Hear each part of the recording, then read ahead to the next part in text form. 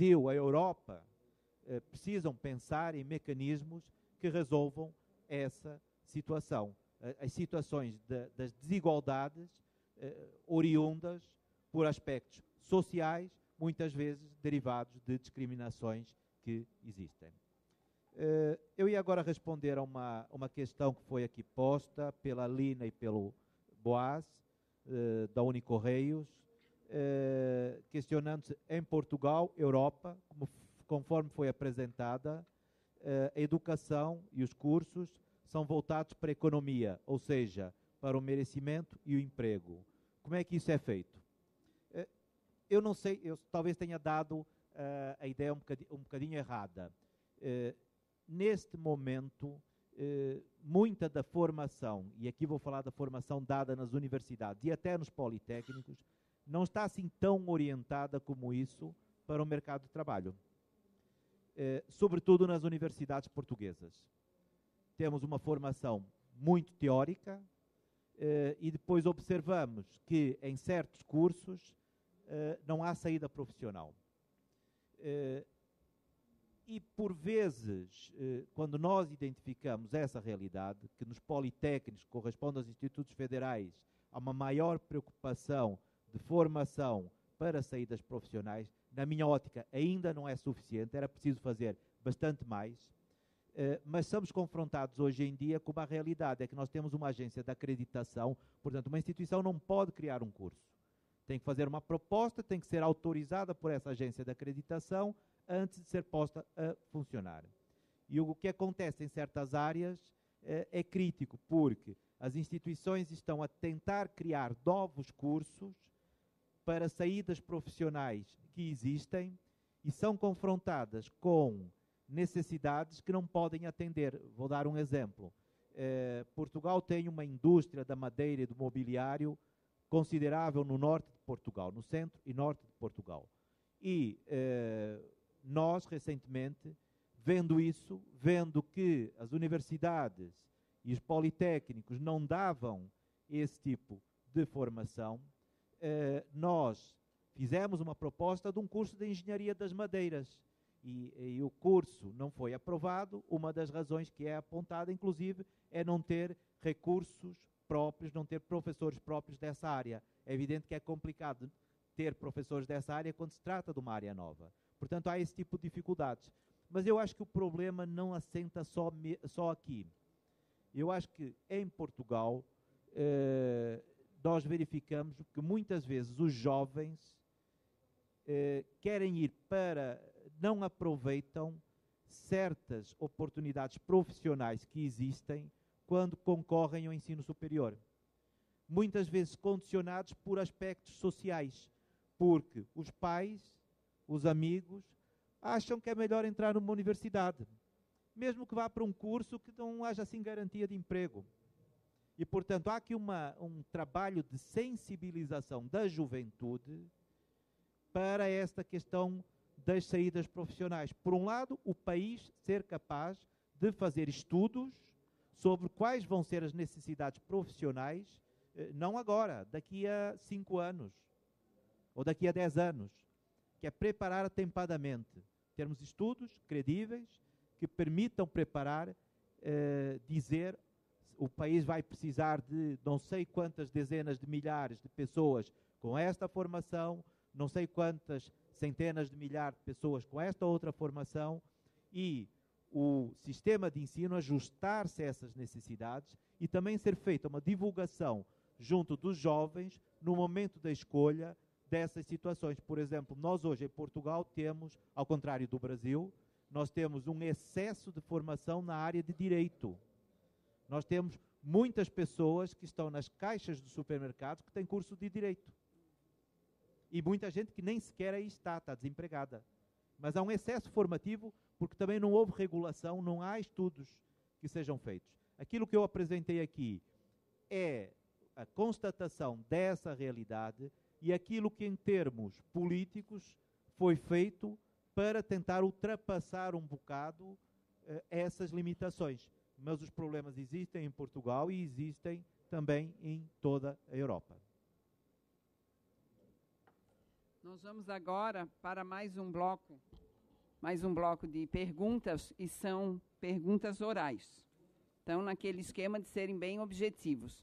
Nós temos o Gilberto, do Sinteps, temos a Eleonora, da Anitec, em seguida a Maria Luísa, da Educação Profissional do Mato Grosso, e a Luísa, do Instituto Federal do Maranhão. Boa tarde, Gilberto Arantes, do Sinteps, sou professor de mecânica do Centro Paula Souza, São Paulo. Gostaria de uma pergunta, poderia ser para a mesa, mas mais dirigida de início ao professor Reinaldo. Professor, quando pensamos em inclusão, vemos diversos enfoques a esta.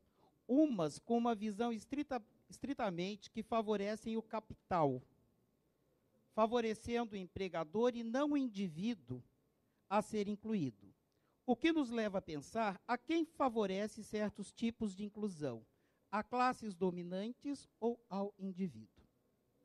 O poder público, muitas vezes, faz trabalhos inclusivos apenas em níveis jurídicos e legais, esquecendo-se da subjetividade do indivíduo a ser incluído e a subjetividade dos indivíduos que receberão este excluído. E subjetividade aqui, não vista no campo psicanalítico, mas sim uma subjetividade construída através do instrumento, sua significância e o trabalho, já que nós estamos na área de educação tecnológica. Dessa forma, essa inclusão acaba sendo, na verdade, uma perversa exclusão.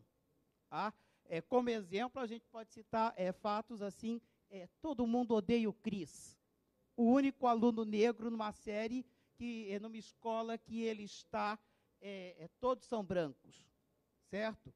A gente pode citar, por exemplo, essa perversa exclusão, mulheres dos Estados Unidos que foram trabalhar em Minas, que eram trabalhadores estritamente masculinos, onde elas passavam por assédio sexual, assédio moral, certo?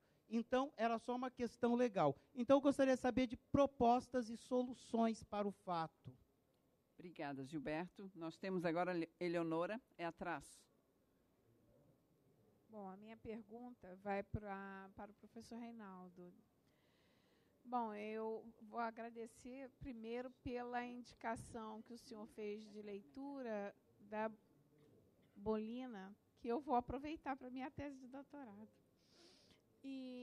Então, a minha colocação é a seguinte: o senhor falou sobre a questão da inclusão digital, da capacitação de professores, e aí eu pergunto, nesse universo da expansão também, aí eu coloco da educação à distância, e aí incluo também a capacitação dos professores também para essa área, como fica a questão da expansão da educação à distância, a criação de materiais impressos, que cada vez mais, apesar da Web 2.0 estar aí presente, temos um avanço ainda, uma permanência do material impresso e, ao mesmo tempo, o ingresso maciço de editoras estrangeiras do país.